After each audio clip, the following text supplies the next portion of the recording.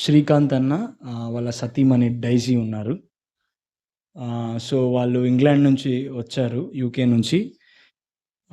కొన్ని రోజులు ఇక్కడ ఆహ్, కుటుంబంతో టైమ్ స్పెండ్ చేయడానికొచ్చారు. సో, నేను ఆ టైంని వినియోగించుకుందాం అన్నట్లు మనందరికీ తెలుసు ఇక్కడ డైజీ సిస్టర్ ఆల్రెడీ ఒకసారి టెస్టిమనీ చెప్పారు. తన సాక్ష్యాన్ని పంచుకున్నారు. మనందరికి తెలుసు. సో, ఆమె మిషనరీగా పనిచేస్తున్నారు. దేవుని సేవ చేస్తున్నారు యూకేలో. సో, ఆమె మన మధ్యలో ఉండడం చాలా సంతోషం. So, now I request sister Daisy to come forward and share God's word with us.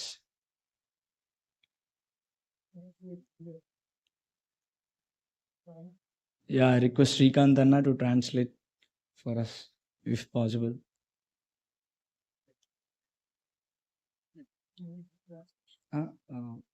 ఇంకో మైక్ ఆ mic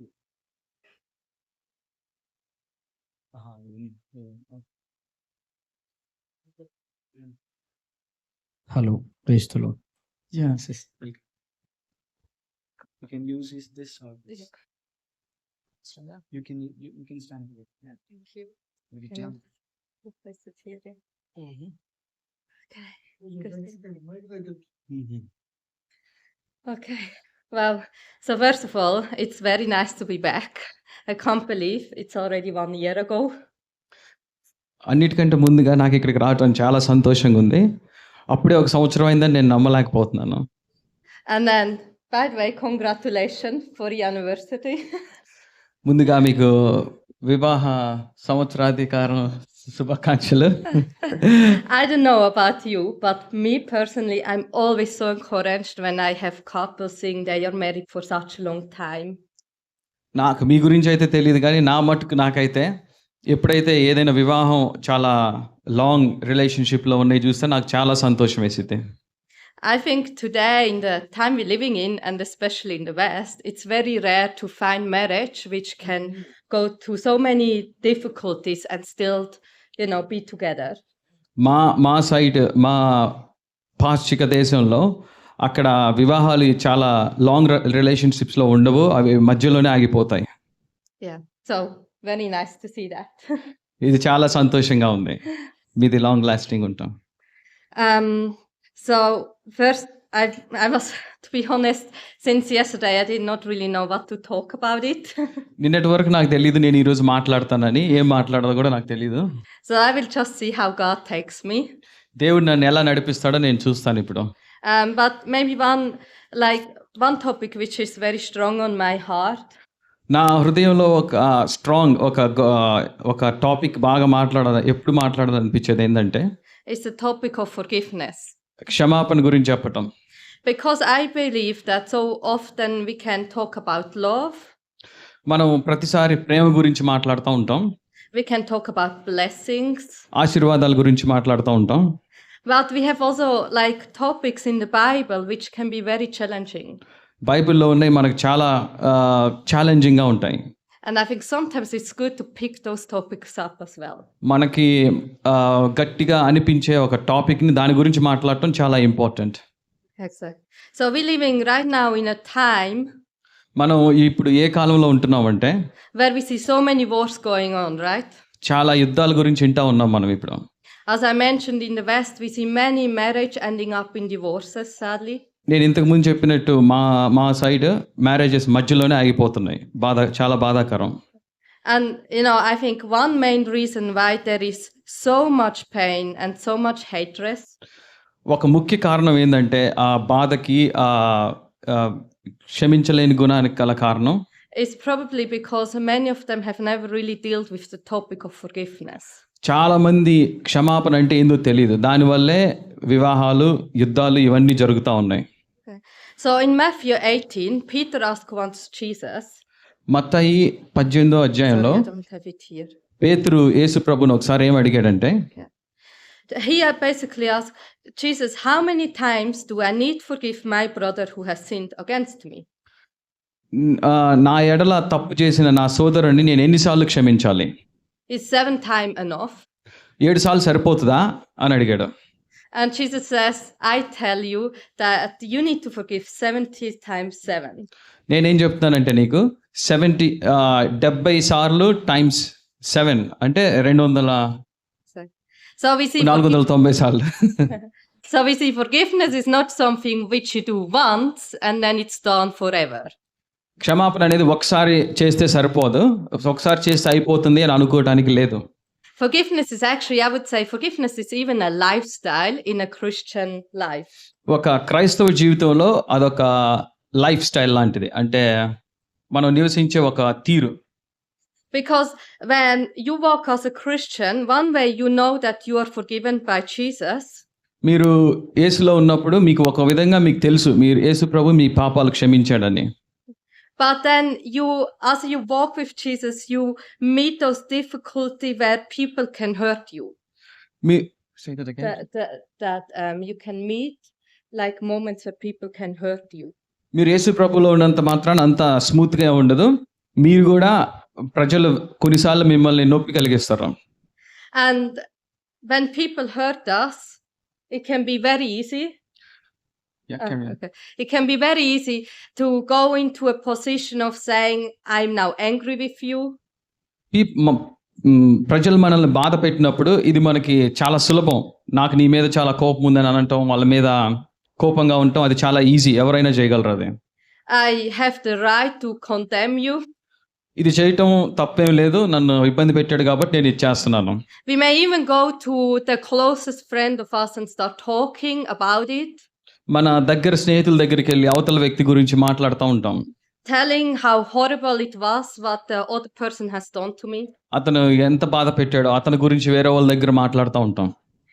And if we don't deal with the topic of forgiveness, ఆ క్షమాపణ అనే ఆ విషయాన్ని మనం కానీ సరిగ్గా డీల్ చేయకపోతే we are not only in danger that it can steal our joy, మన సంతోషాన్ని మాత్రమే అది దొంగిలించదు, but that this anger can lead at the end to hatred and hatred to bitterness. ఆ కోపం మనకేం చేస్తుందంటే ఒక ద్వేషాన్ని పెంచుతుంది. ఆ ద్వేషం ఏం చేస్తుందంటే ఒక చేదు స్వభావాన్ని తీసుకొస్తుంది మనలో. Exactly. And as I work with elderly people, నేను అక్కడ వృద్ధులతోటి పనిచేస్తూ ఉంటాను. in one way they are a very good example to me. ఒక విధంగా వాళ్ళు నాకు వాళ్ళ దగ్గర నేను చాలా విషయాలు నేర్చుకుంటూ ఉంటాను. Because you have those people, they are so joyful. అక్కడ మాకు కొంతమంది చాలా సంతోషంగా ఉంటారు. Right, so with those elderly people, you can make jokes, you can laugh with them. It's just really nice to be around them. ఆ సంతోషంగా ఉండే ముసలోళ్ళలో వాళ్ళతో నువ్వు జోక్స్ చేయొచ్చు, వాళ్ళతో నవ్వచ్చు, వాళ్ళతో ఏమైనా చేయొచ్చు. But then you have those other elderly people. ఇంకొంతమంది వృద్ధులు ఉంటారు, very cute, చూడటానికి చాలా బాగుంటారు, but so full of bitterness. వాళ్ళలో చాలా ద్వేషం, వాళ్ళలో చాలా ఒక చేదు ఎక్స్పీరియన్స్ ఉంటుంది వాళ్ళకి. వాళ్ళు ఎప్పుడు సంతోషంగా ఉంటారు, ఎప్పుడు కోపంగా ఉంటారు. Exactly.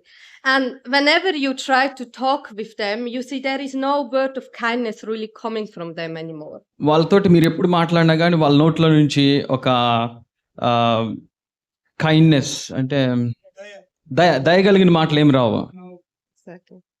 And you know, I find it always sad when especially it is like people who say that they are Christians. నాకు ఎప్పుడు బాధ అనిపిస్తుంది అంటే వాళ్ళు క్రిస్టియన్స్ అని చెప్పుకుంటారు, కానీ వాళ్ళ నోట్లో నుంచి ఎప్పుడు దయగలిగిన మాటలు రావు. Because when you look at the Bible, ఎందుకంటే మనం బైబిల్ చూసినట్లయితే as Christians we are called to show the love of God around us. మనం ఏ విధంగా పిలువబడ్డాం అంటే మనం దేవుని ప్రేమ చూపించడానికి పిలువబడ్డాం ఒక క్రిస్టియన్స్ గా. As Christians we are called to show the same grace towards others which God has towards us. As a ఒక క్రైస్తవునిగా మనం దేవుడు మన మీద ఎంత దయ చూపిస్తున్నాడో అలాంటి దయ మన చుట్టూ సహోదరులకు చూపించాలా. Exactly. In Ephesians chapter 4 verse 31 to 32, ఎఫెసీ 4:31-32 వచనాల్లో ఏముందంటే it says, get rid of all bitterness, చేదు స్వభావాన్ని వదిలేయండి, rage, anger, harsh words. Okay, you can read Ephesians 4:31-32. Exactly. So slander as well as all types of evil behavior. Instead, be kind to each other, tender-hearted, forgiving one another, just as God through Christ has forgiven you. దేవుడు మనల్ని ఎలా క్షమించాడో మంచి దయ కలిగి, మంచి మనసు కలిగి, మంచి క్షమించే స్వభావం కలిగి ఒకరినొకళ్ళు క్షమించుకుంటా ఉండండి, దేవుడు మిమ్మల్ని క్షమించిన ప్రకారం. And I think in order to understand the importance of forgiveness, we need to understand how God really sees forgiveness. మనకి క్షమాపణ అర్థం అవ్వాలంటే ఫస్ట్ మనకి ఏం తెలియాలంటే అసలు దేవుడు క్షమాపణ ఎట్లా చూస్తాడో. Because when you look at the gospel, there would be actually no gospel without forgiveness. మనం ఏ సువార్త చూసినా కానీ క్షమాపణ అనే టాపిక్ లేకుండా ఏ సువార్త లేదు. Right, the whole gospel is built up on the basic that God, who is holy and just, మనం ఏ సువార్త చూసినా కానీ దేవుడు చాలా పరిశుద్ధుడు, చాలా సత్యవంతుడు. loves people who are sinful.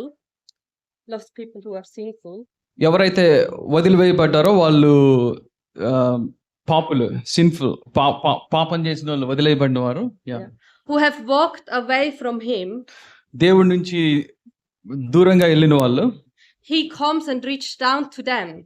దేవుడు వాళ్ళ కోసం పైనుంచి వచ్చి వాళ్ళకి అనుకూలంగా ఉండటానికి దేవుడు పైనుంచి వాళ్ళ కోసం అని వచ్చాడు.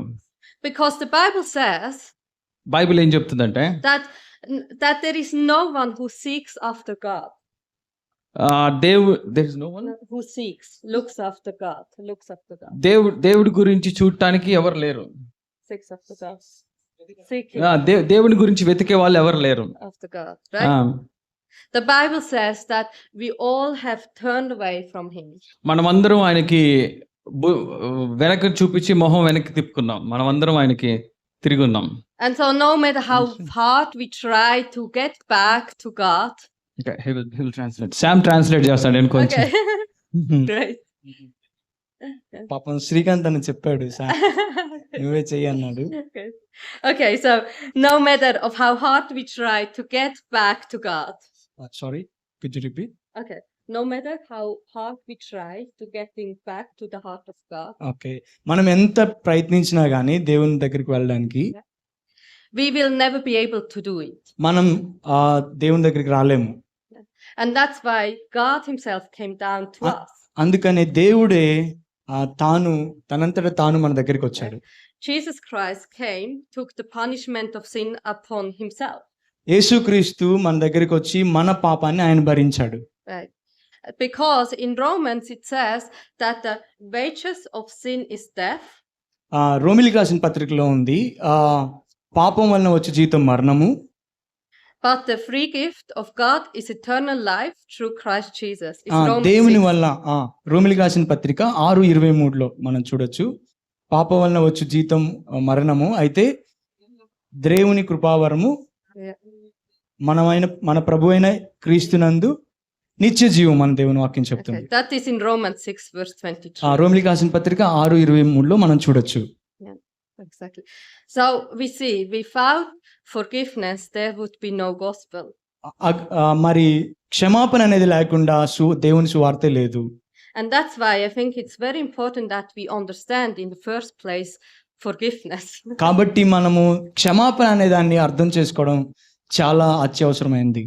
I want us to think back to the moment when we were lost. నేను మిమ్మల్ని అడగాలనుకుంటున్నాను, ఎప్పుడు మనం దేవునికి దూరమై ఉన్నప్పుడు, and then the moment when she stepped into our life. దేవుడు మన జీవితానికి వచ్చిన ఆ పరిస్థితిని, wasn't it amazing to know in that moment that all your shame, everything what you have ever done wrong, God forgave you? అది సంతోషంగా లేదా? మనము ఎంతో దేవునికి దూరంగా ఉండి దేవునికి వ్యతిరేకమైన పనులు చేస్తూ ఉన్నప్పుడు దేవుడు మన దగ్గరికి వచ్చాడు, అది మనకి ఎంత ఆనందంగా ఉంది. And was it not a relief to know that God no longer condemns you for those things? మనం అప్పుడు ఎంత రిలీఫ్ గా ఫీల్ అయ్యాము, ఎంత సంతోషంగా ఫీల్ అయ్యాము, ఇప్పుడు దేవుడు నా మీద ఏ శిక్ష మోపడం లేదని. But that now he says you are my child. ఇప్పుడు దేవుడు నువ్వు నా కుమారుడివి, నువ్వు నా కుమార్తెవి అని చెప్తున్నాడు. And that he changed your heart in that very moment. ఆ పరిస్థితిలోనే, ఆ టైంలోనే ఆయన మన హృదయాన్ని మార్చాడు. You see, Jesus came not into this world after we called on him. యేసుక్రీస్తు మనం పిలిచిన తర్వాత రాలేదు. Jesus came into this world while we still lived apart from him. మనం యేసుక్రీస్తుకి దూరంగా ఉన్నప్పుడే యేసుక్రీస్తు మన దగ్గరికి వచ్చారు. Jesus did not go to the cross after we were righteous with him. మనం మంచి వాళ్ళమైన తర్వాత యేసుక్రీస్తు ఆ శిలువ మీదకి వెళ్ళలేదు. But Jesus went to the cross while we still were sinners. మనం ఇంకా పాపులమై ఉండగానే యేసుక్రీస్తు మన కోసం శిలువలో వెళ్ళారు. So we see forgiveness is not something which is depending on if someone deserves it or not. Okay, so క్షమాపణ అనేది ఆ వ్యక్తి దీనికి అర్హుడా కాదా అనే దాని మీద ఆధారపడలేదు. But actually forgiveness is a gift which is unconditional, like which is free. క్షమాపణ అనేది ఒక బహుమతి లాంటిది. అది ఫ్రీగా ఏ కండిషన్ లేకుండా ఇవ్వాల్సినది.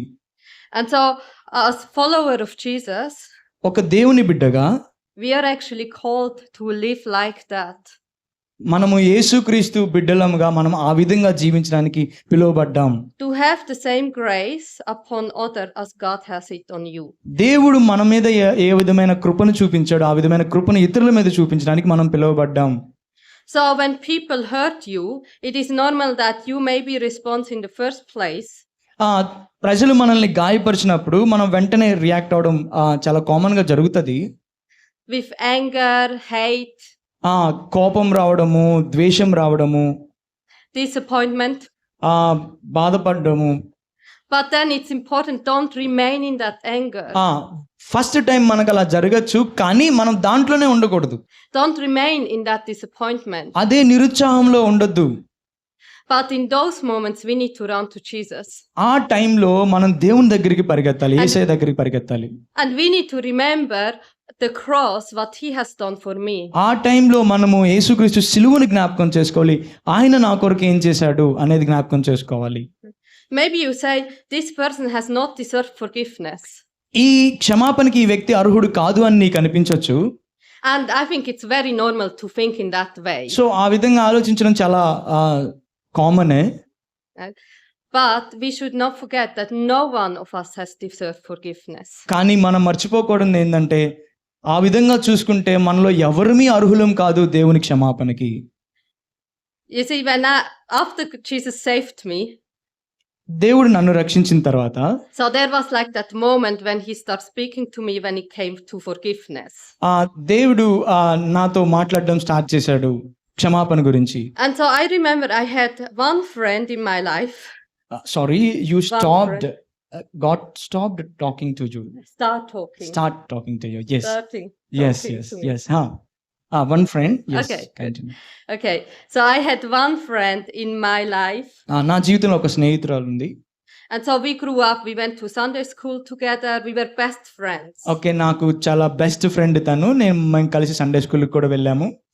But one day we had such a big fight with each other. మా ఇద్దరి మధ్య పెద్ద గొడవ జరిగింది. That the whole friendship was just destroyed in that one moment. ఆ ఒక్క క్షణంలో మా మొత్తం ఫ్రెండ్షిప్ అనేది డిస్ట్రాయ్ అయిపోయింది, చెడిపోయింది. We no longer spoke with each other. మేము ఒకరినొకరు మాట్లాడుకోలేదు. And so I ended up to be very angry on her. నాకు ఆ వ్యక్తి మీద చాలా కోపం వచ్చింది.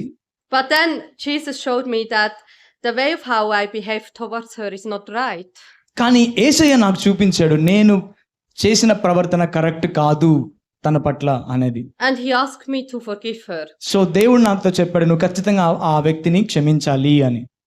And then he asked me even to repent of my own anger and the things I have done wrong against her. అదే సమయంలో దేవుడు నాతో చెప్పాడు ఆ వ్యక్తి పైన నేను కోపపడిన దానికి పశ్చాత్తాపడాలని కూడా దేవుడు చెప్పాడు. And so then I start praying for her. అప్పుడు నేను ఆ వ్యక్తి కోసం ప్రార్థన చేయడం స్టార్ట్ చేశాను. And I have no clue how long I prayed for her, but it was a long time. చాలా కాలం వరకు నేను ఆ వ్యక్తి కోసం నేను ప్రార్థన చేశాను. Because I tried to reach out to her, but she would always reject me.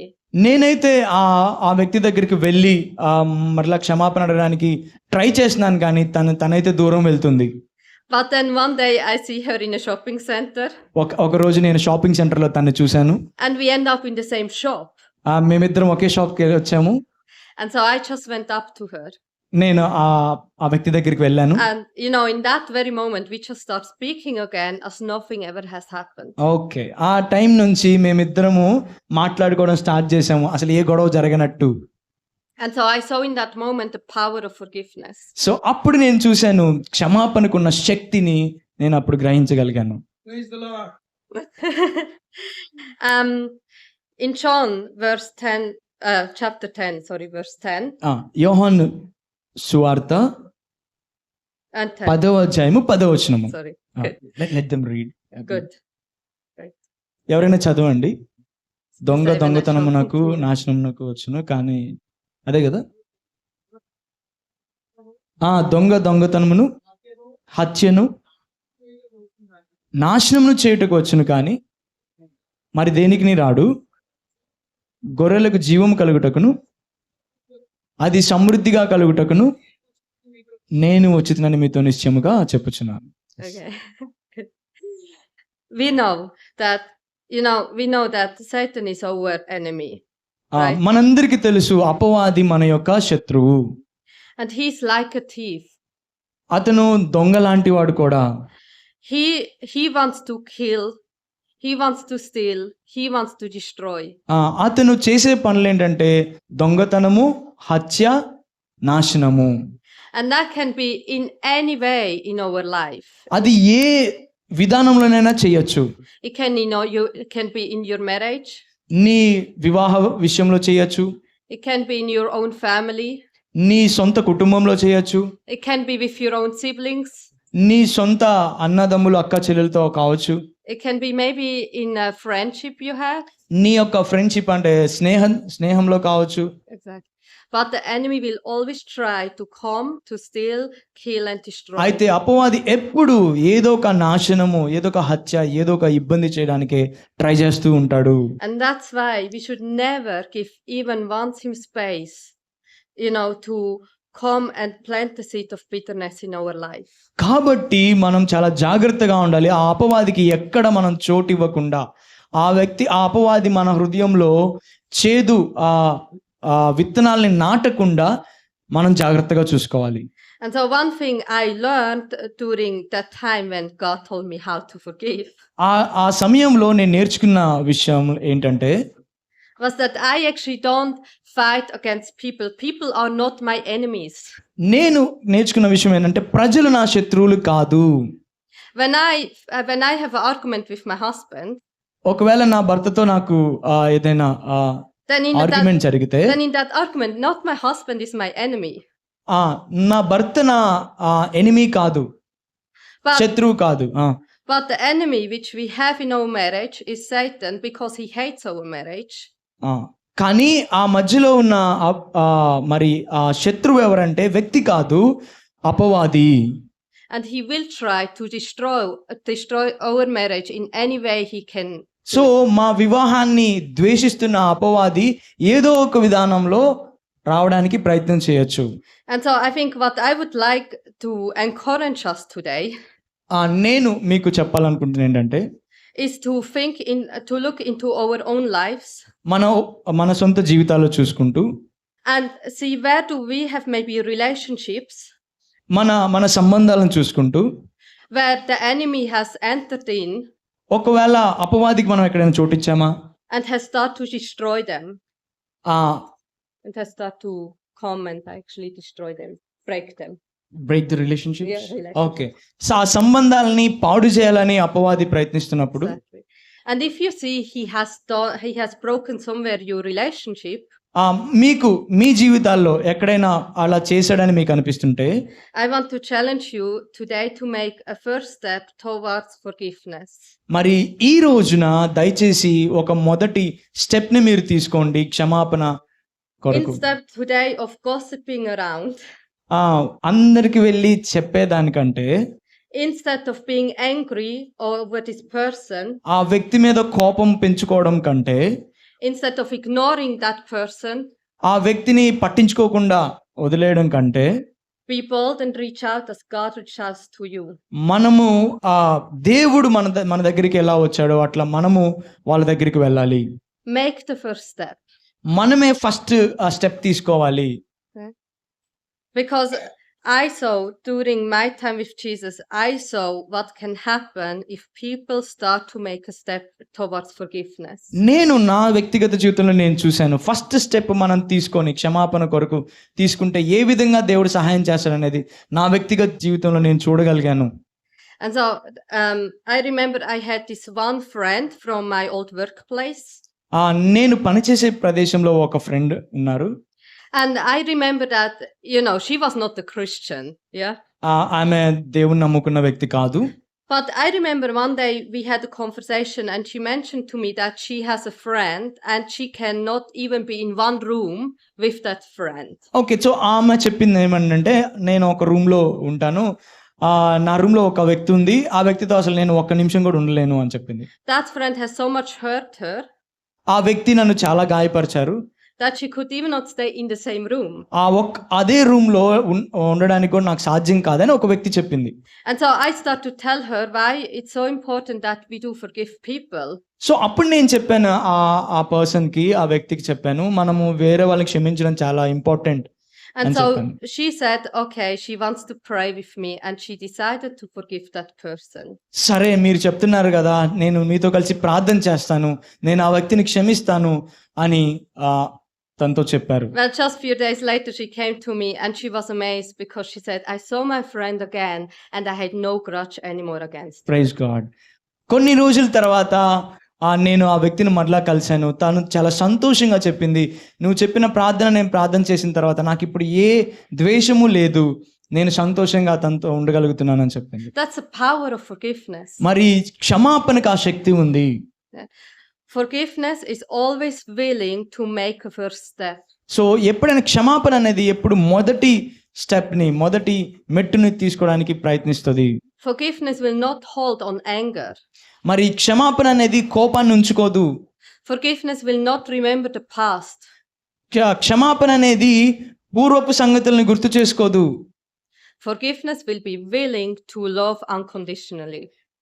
క్షమాపణ అనేది ఏ కండిషన్ లేకుండా మరి క్షమించడానికి సిద్ధంగా ఉంటుంది. And so if you belong to Jesus today, మరి యేసుక్రీస్తుకి సంబంధించిన వాళ్ళమైతే then you and I, we are called to accept to live like that. మరి నీవు నేను మనందరము యేసుక్రీస్తులాగా జీవించడానికి పిలువబడ్డాము.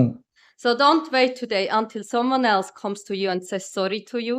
ఓకే, ఎవరో వేరే వాళ్ళు వచ్చి సారీ చెప్పి నాకు వెయిట్ చేయొద్దు. But be the one who reaches us today in love. మీరే ఫస్ట్ స్టెప్ తీసుకొని వాళ్ళకి వెళ్ళి సారీ అని చెప్పండి. Because that is of how we become salt and light to this world. ఆ విధంగా మనము ఈ లోకానికి ఉప్పుగా, ఈ లోకానికి వెలుగుగా మనము అవ్వచ్చు. This world lives so much in darkness. ఈ లోకము చాలా అంధకారంలో ఉంది. And they don't know the love of God. వాళ్ళకి దేవుని ప్రేమ తెలియదు. They don't know the grace of God. వాళ్ళకి దేవుని కృప తెలియదు. And that's why it's so important కాబట్టి that we are the ones who show them the love and grace of God. మనం వారికి దేవుని ప్రేమను, కృపను చూపించాల్సిన బాధ్యత మన మీద ఉంది. And so I just wanted to give that encouragement to all of us today. ఈ రోజున మీ అందరికీ నేను ఈ ఎంకరేజ్మెంట్ ఇవ్వాలనుకుంటున్నాను. That we allow God to show where we have unforgiveness in our life. So దేవునితో చెప్దాం, యేసయ్యా నేను ఎక్కడైనా ఇంకా క్షమించలేని తత్వాన్ని ఉంచుకున్నానా? And then to be bold and one way repent of our unforgiveness. దేవుడు మనకు చూపించినప్పుడు దాని గురించి పశ్చాత్తాపడము. But then also be willing to forgive those who have wronged you. రెండోదిగా వాళ్ళని క్షమించడం. మనం దేవునితో పశ్చాత్తాపడము, రెండోది వాళ్ళని క్షమించడం. And believe me, you will be amazed to see what kind of freedom will come into your life. ఎప్పుడైతే నువ్వు ఆ వ్యక్తిని క్షమిస్తావో, ఎంత సంతోషాన్ని నువ్వు పొందుతావో, ఎంత రిలాక్సేషన్, ఫ్రీడమ్ని నువ్వు అనుభవిస్తావో నువ్వు చూడగలవు.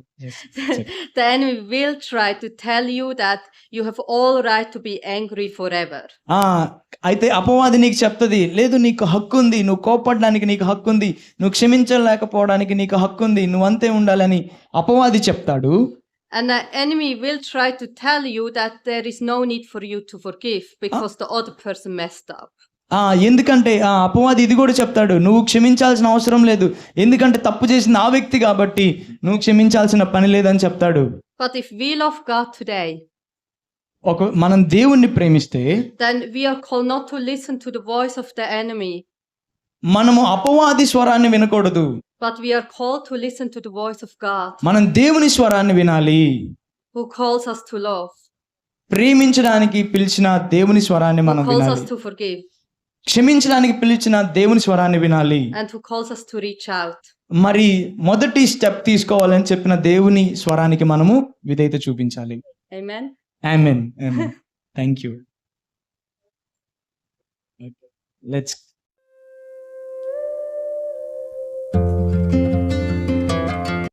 సిస్టర్ డైసీ గారు చెప్పింది క్షమాపణ గురించి చెప్పారు. ఏమని చెప్పారు? ఏమని చెప్పారు? 2 విషయాలు చెప్పారు. ఏం చేయాలంట మనం? దేవుణ్ణి అడగాలి. ఓకే, దేవుణ్ణి అడగాలి. ఏమని అడగాలి? అయ్యా, నేను ఇంకా ఎవరినైనా క్షమించకుండా ఉన్నానా? నా జీవితంలో ఇంకా నేను ఎవరినైనా క్షమించకుండా ఉన్నానా? నాకు చూపించు అని దేవుణ్ణి అడగాలి. తర్వాత దేవుడు చూపిస్తే, అమ్మ నువ్వు పలానా వ్యక్తిని ఇంకా క్షమించలేదు, నువ్వు పలానా వ్యక్తిని ఇంకా క్షమించలేదని దేవుడు చూపిస్తే ఏమని చెప్పాలి? యేసయ్య నన్ను క్షమించండి అని పశ్చాత్తాపడాలి. వి నీడ్ టు రిపెంట్ అంటే పశ్చాత్తాపడాలి. తర్వాత ఆ వ్యక్తిని మనము క్షమించాలి. ఫస్ట్ దేవునికి క్షమాపణ చెప్పాలి. అయ్యా, నేను ఇంకా ఆ వ్యక్తిని క్షమించకుండా ఉన్నాను, నన్ను క్షమించు అని మొట్టమొదటిగా దేవుని క్షమాపణ అడగాలి. తర్వాత ఆ వ్యక్తిని మనం మనసులో క్షమించాలి, దేవునికి ప్రార్థన చేయాలి. యేసయ్యా, నేను ఆ వ్యక్తిని క్షమిస్తున్నాను అని చెప్పాలి. తర్వాత మనమే మొదటి స్టెప్ తీసుకోవాలి. ఆ వ్యక్తికి సారీ చెప్తే అప్పుడు చూద్దాంలే, ఆ వ్యక్తి క్షమిస్తే అప్పుడు చూద్దాంలే అనేది కాకుండా ఆ తర్వాత సిస్టర్ ఇంకోటి కూడా చెప్పారు. మీరు ఎప్పుడైతే సరే క్షమిద్దాము అనుకున్నప్పుడు అపవాది కొన్ని ఆలోచనలు మనసులో పెడతాడు. ఏమని? నువ్వు క్షమించాల్సిన అవసరం లేదు, ఆ వ్యక్తిదే తప్పైతే నువ్వెందుకు క్షమించాలి? ఓకే, నువ్వెందుకు ఫస్ట్ స్టెప్ తీసుకోవాలి? నువ్వు ఇట్లా కోపడ్డానికి నీకు ప్రతి హక్కు ఉంది అని శత్రువు చెప్తాడు. కానీ శత్రువు మాటలు వినొద్దు. ఎందుకంటే మనం దేవుని బిడ్డలం కాబట్టి దేవుని మాట వినాలి. మనం దేవుని బిడ్డలం కాబట్టి దేవుని మాటలు వినాలి. దేవుడు ఏం చెప్తున్నాడంటే క్షమించమని చెప్తున్నాడు.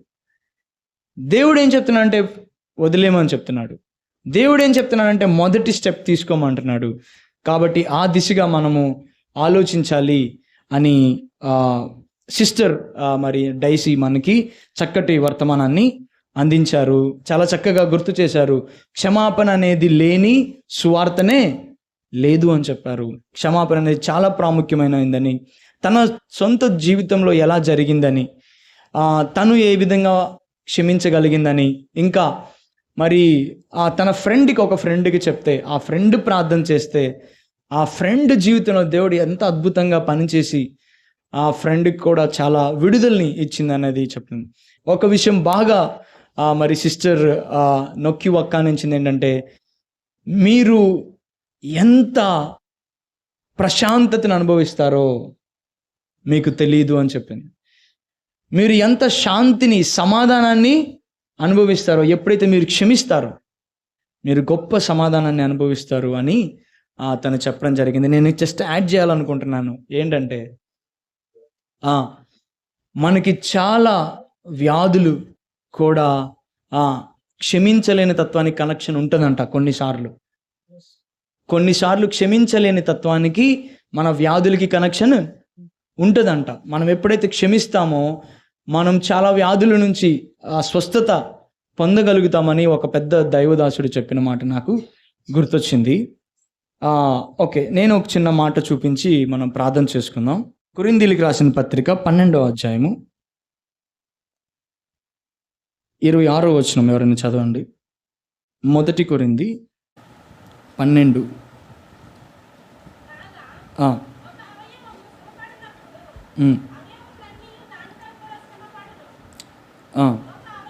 ఒక అవయవం శ్రమపడినప్పుడు అవయవములన్నీ దానితో కూడా శ్రమపడును.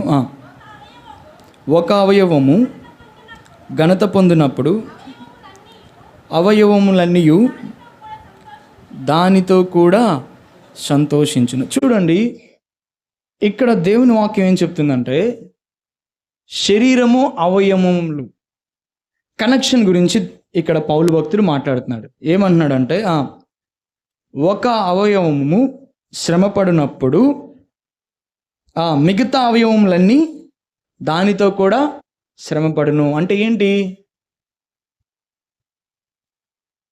అంటే ఇక్కడ దెబ్బ తగిలితే, చేతికి దెబ్బ తగిలితే కంటి నుంచి నీళ్ళు వస్తాయి.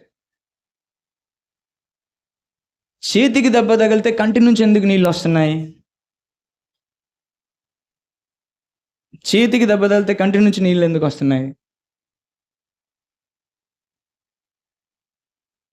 మరి దెబ్బ తగిలింది అని తెలియజేస్తుంది ఎవరు? ఇంకొంచెం లోపలికి వెళ్తే బ్రెయిన్ కదా, మెదడు చెప్తుంది ఏమని, నీకు ఇక్కడ దెబ్బ తగిలింది. కొంతమందికి తగిలినా కానీ తెలియదు అనమాట. కొంతమందికి దెబ్బ తగిలినా కానీ తెలియదు. అప్పుడేం చేస్తారు?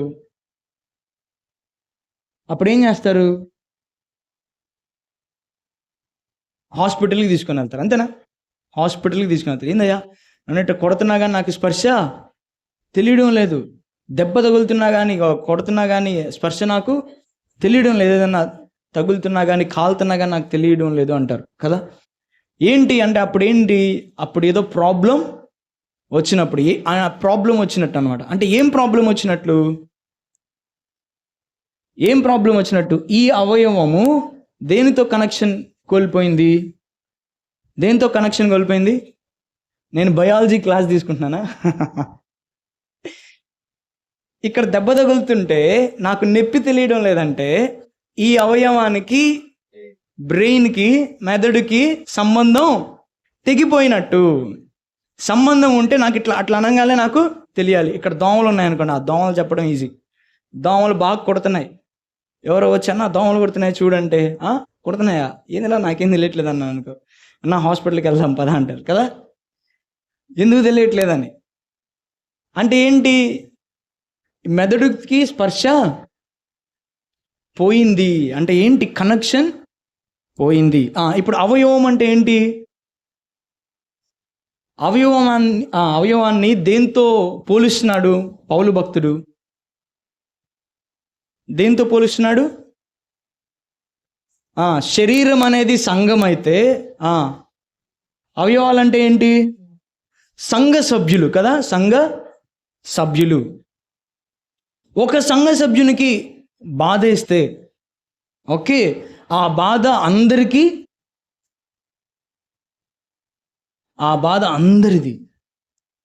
ఒక వ్యక్తికి కష్టం వస్తే ఆ కష్టం అందరిది.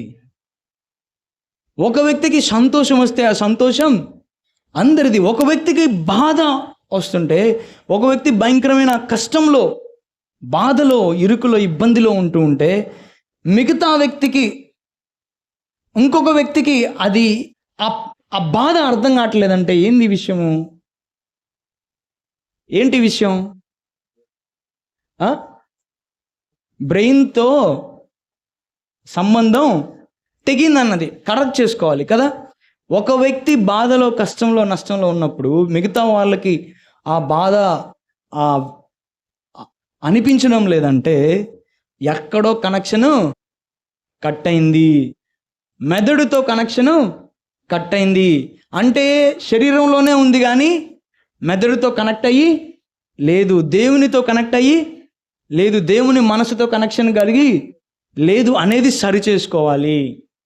ఒకవేళ సంఘంలో మనందరం ఒకే రొట్టె ద్రాక్షారసాన్ని మనం తీసుకుంటున్న వాళ్ళం అందరం, అది దేనికి చిహ్నం అంటే మేమందరం ఒక శరీరం అనే దానికి చిహ్నం. అది దేనికి చిహ్నం అంటే మనందరం యేసుక్రీస్తు శరీరంలో భాగం అనే దానికి చిహ్నము. అయితే కరెక్ట్ చేసుకోవాల్సిన పాయింట్ ఏంటంటే, వేరే వ్యక్తి సంతోషంగా ఉన్నప్పుడు నాకు సంతోషం కలుగుతుందా? వేరే ఒక అవయవము కష్టంలో ఉన్నప్పుడు నాకు ఆ బాధ, ఆ పెయిన్ నాకు తెలుస్తుందా? నాకు కూడా ఆ బాధ ఉందా? అయితే మనము ఆరోగ్యంగానే ఉన్నట్టు. అయితే దేవునితో మనకి సంబంధం ఉన్నట్టు, మనం సరిగ్గానే ఉన్నట్టు. ఒకవేళ మనకు అది తెలియట్లేదంటే, వేరే వాళ్ళ బాధ మనకు బాధ అవడం లేదంటే సంబంధం ఎక్కడో తెగింది. బయటికి అవయవాలుగా ఉన్నది కానీ మెదడుతో సంబంధం లేదు. అంటే ఏంది? చెడిపోయింది అని, ఏదో రోగం వచ్చింది అని, ఏదో బాగా లేదు అని దాని అర్థం. దట్స్ వెరీ క్లియర్ కదా. ఇక్కడ పౌలు భక్తుడు చెప్తున్నాడు. కాబట్టి మనమందరం పరీక్ష చేసుకోవాలి. ఒకే రొట్టె, ఒకే ద్రాక్షారసం తాగుతున్న మనందరం, ఒకే సంఘానికి సంబంధించిన మనందరం, ఒకరి బాధ మనకి బాధ అవ్వాలి, ఒకరి సంతోషం మన సంతోషం అవ్వాలి. ఒకవేళ అలా ఉండట్లేదా, ఎవరు వేరే వాళ్ళని చూపించాల్సిన అవసరం లేదు. మనల్ని మనం పరీక్షించుకుంటే చాలు. మనం వేరే వాళ్ళ దగ్గర గురించి, దేవుడు వేరే వాళ్ళ గురించే మనల్ని లెక్క అడగడు. మనమేం నాయకులం కాదు, నాయకులను అయితే అడుగుతాడు. విశ్వాసులుగా ఉన్న వాళ్ళు మనల్ని మనం పరీక్షించుకోవాలి. నిజంగా ఒక వ్యక్తి బాధలో ఉన్నప్పుడు నాకు బాధ కలిగిందా, ఆ బాధ కలగలేదంటే దేవుని దగ్గరికి వెళ్ళి క్షమాపణ అడిగి, మరి దేవుని సన్నిధిలో ఆ దేవునితో మరలా ఐక్యం అవ్వాలి. క్షమాపణ అడిగి దేవునితో కలవాలి. ఎందుకంటే దేవుని వాక్యం చాలా క్లియర్గా చెప్తాం, మనందరం ఒక శరీరము లాంటి వాళ్ళము. ఒక అవయవానికి జరిగితే మనందరికీ జరిగినట్టే అని చాలా క్లియర్గా మనం దేవుని వాక్యంలో చూసాం. ప్రార్థన చేసుకుందాం.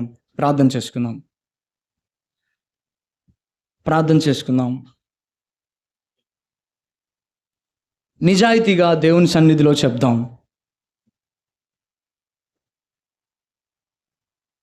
నటిస్తూ ఉండడం ద్వారా దేవుడికైతే ఏమి కాదు, కానీ మనమే పిచ్చోళ్ళం అవుతాం, మనమే నష్టపోతాం.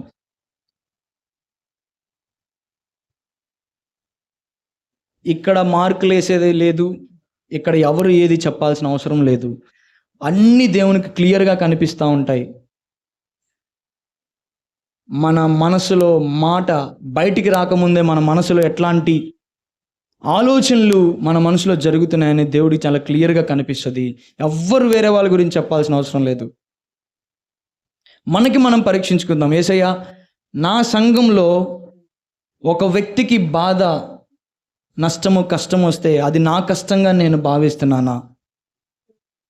అయ్యా, నేను నిజాయితీగా చెప్పండి, ఒకవేళ భావించకపోతే యేసయ్య, అలా నేను చాలాసార్లు భావించలేదు, నన్ను క్షమించండి, నన్ను కడగండి, నన్ను పవిత్రపరచండి. మేమందరం ఒక శరీరము, మేమందరం ఒక కుటుంబము. ఎవరికి బాధ వచ్చినా మా అందరి బాధ అది, ఎవరికి నష్టం వచ్చినా అది మా అందరి నష్టము.